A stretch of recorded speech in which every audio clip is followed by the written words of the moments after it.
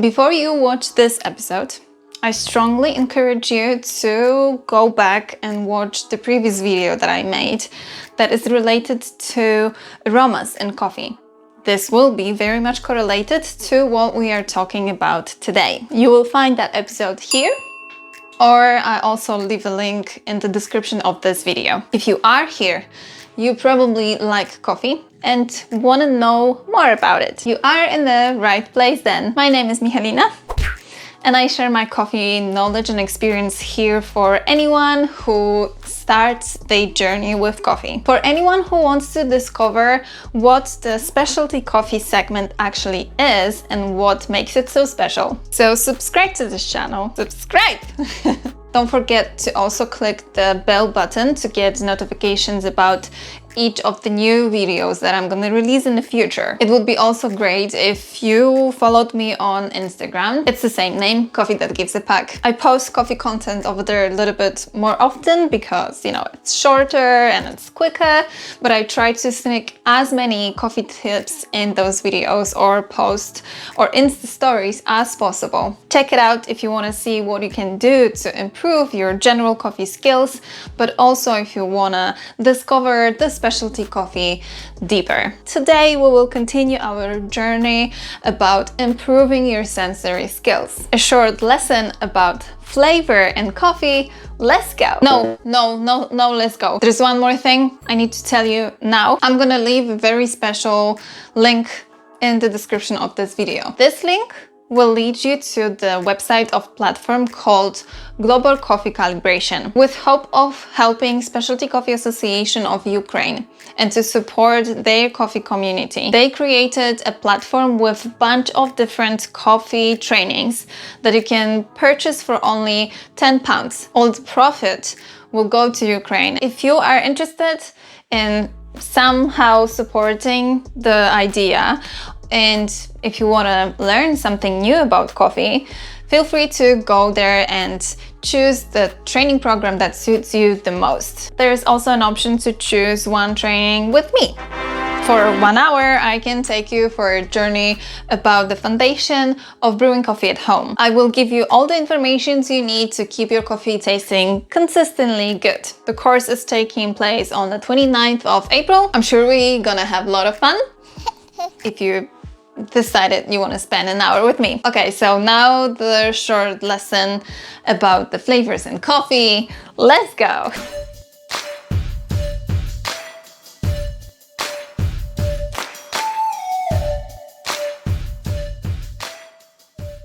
Let me say it again. Describing flavors doesn't equal describing what we can taste with our tongues only.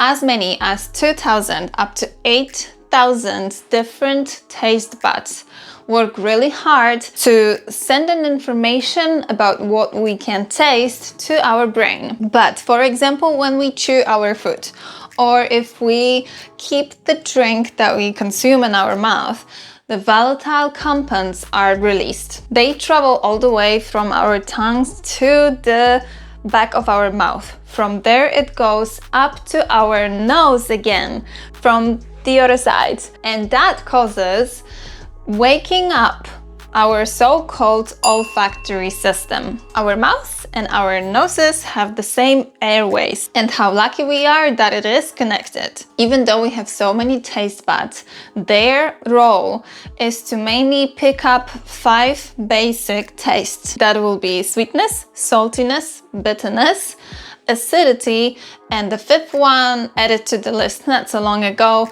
it's the umami taste, sometimes referred to as savory. You probably remember from school a picture of a tongue with different sections marked on the tongue, and each one of them was described to be responsible for noticing, for recognizing different tastes. Well, that was never entirely true, that our tongues can, for example, only taste the bitter flavors from the back of our tongues. Taste buds responsible for discovering bitterness and any other taste buds are placed all over the tongue. It's only the perception of those tastes that is either more or less distinct. For that reason, the basic taste that we notice as first is the bitterness. Bitterness in our brains is perceived as something poisonous. So our tongues are specifically sensitive for bitterness because it wants to protect you from dying. Probably for that reason, not many people like grapefruit.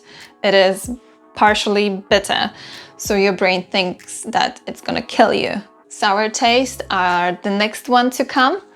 Then there's acidity, and unfortunately, sweetness places last in this list. Without stimulating the olfactory system, we would have a lot of troubles describing and even just noticing the more specific flavors, the ones that are placed on the outer side of our coffee flavor wheel, such as vanilla or chocolate or petrol. Well, petrol is not the best example because I really hope that no one here or anywhere had to ever taste petrol. Of course, I wanted to check by myself if everything that the science brings us in the subject of taste buds and how our noses and mouth react for different flavors is true. Not that I question years of scientists' work, but I just wanted to because why not? So now my lovely assistant is preparing some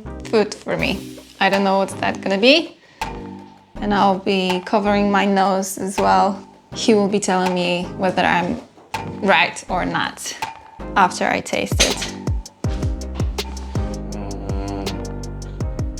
Start with that one.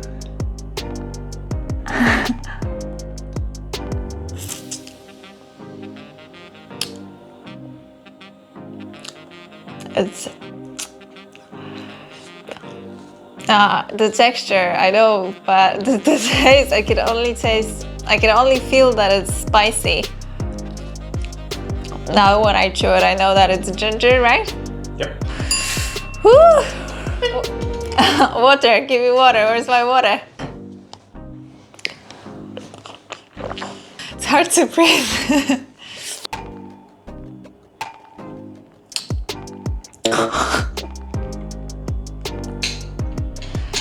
It's powder. I swallow it. You want more? Yes, I want more. I don't know if that is that like ground oats?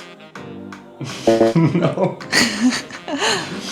What is it? Smoked paprika. Really? Oh my god. I did not taste any of it.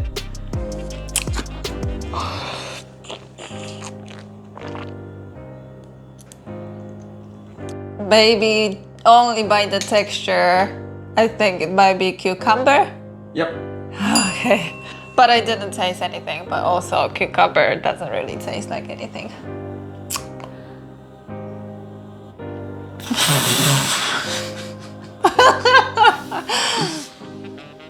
It's not a piece of paper.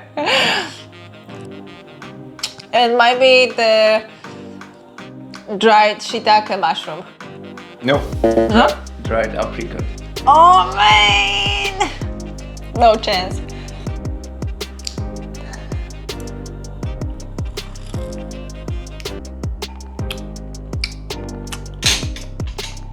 To jest kwaśne. This is sour. But it's not a lemon. Is that a vinegar? Yep. That was intense. Oh, now I can smell it. Blech.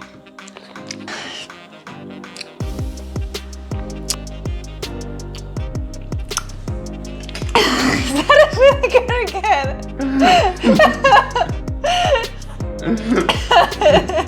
That's twice the same thing. No, the previous one was balsamic vinegar. That one is apple vinegar. Oh god. But it doesn't taste like it. They both just sour. There's no difference.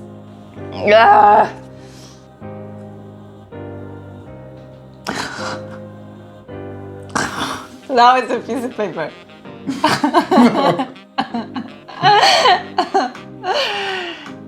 I know what it might be because of the texture, but I cannot say anything. Is it yellow? Is it, green?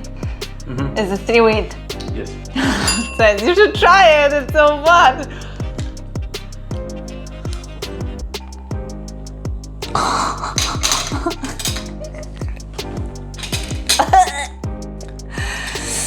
This is vinegar again.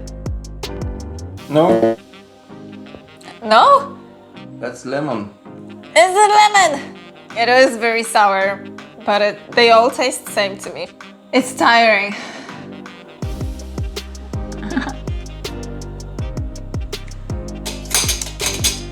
Did you give me anything?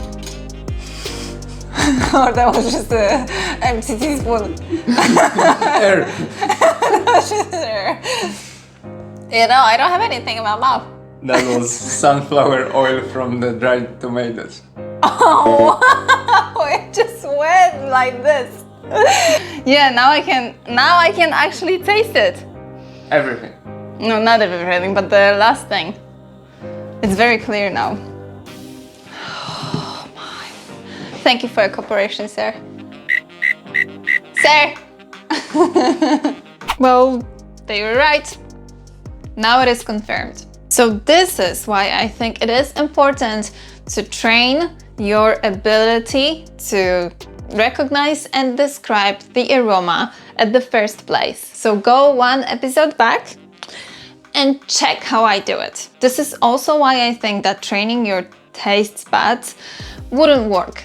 You can't do it just on its own. When you taste the coffee, you need to smell it too. And let that be the biggest advice of this episode. Again, Coffee Flavor Wheel, as per its name, is a great tool to be used here. In the previous episode, I added some things to my coffee and I smelled it. Today is my chance to actually finally drink that coffee too.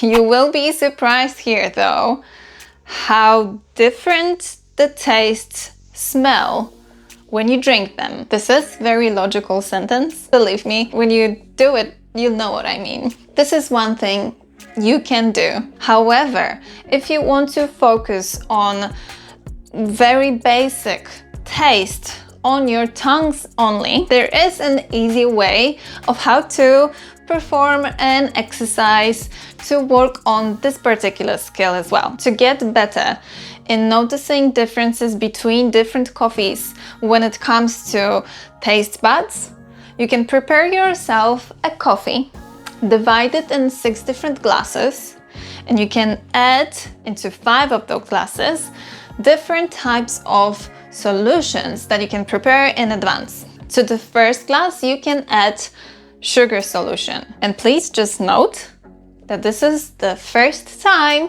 that I actually encourage you to add sugar to your coffee. This procedure makes the coffee obviously sweeter. To the second one, add a salt solution to your coffee. Add citric acid to the third one for acidity.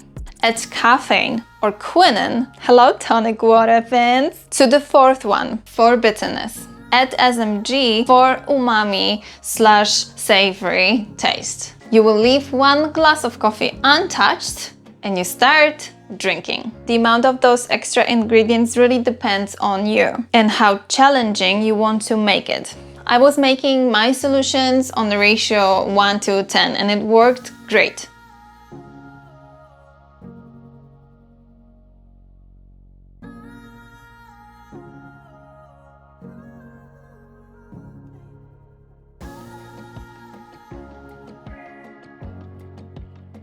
Just remember that there are some limits for human body when it comes to caffeine and quinine consumption. I talked briefly about the consumption of caffeine in this video, and I also touched on the subject of quinine when I was making delicious summery drinks made with coffee here.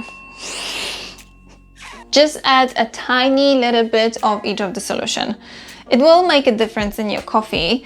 You will make it more challenging if you barely notice it. And if there is one solution that dominates over the others, next time you just add less of it. Very easy. There is one more thing I want to talk about, or I explode. The subject of flavors in coffee is not the same thing as the matter of flavored coffees. If I say that the coffee tastes like red wine and orange, it means that the flavors naturally occurred in the beans that came all the way from the plantation. Or the flavor could be also developed in the process of separating the bean from the fruit that it was growing in. It could be also enhanced by roast profile or just simply by brewing method.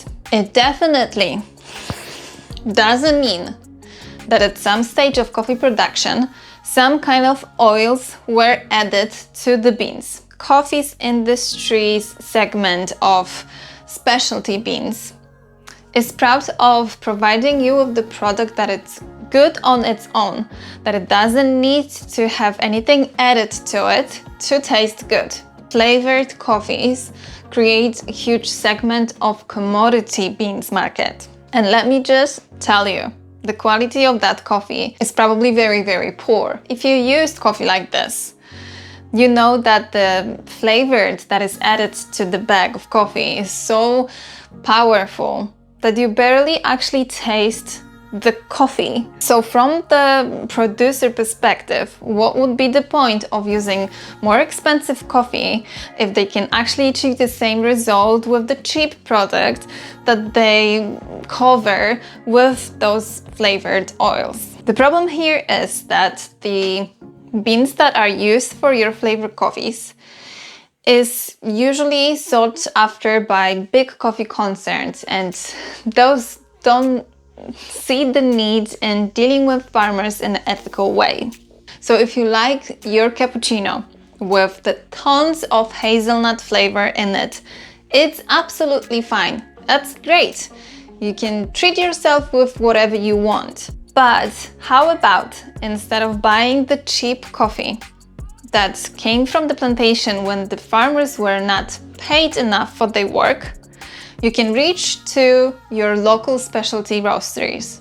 I'm sure they support the coffee industry in a more sustainable way, and maybe they won't add any oil to their beans, but you can, after you brew the coffee, add simply a syrup. There are so many out there and they taste equally good. Also, your grinder will thank you for this. It won't be all sticky and you won't be tasting the same coffee all over again, because once you put something like this through your grinder, the taste will stay there forever. I bet you can just simply feel better if you know that you are becoming more aware customer and that you can help yourself in your daily coffee consumption, but also at the same time, you can help someone on the other side of the world. Peace and coffee.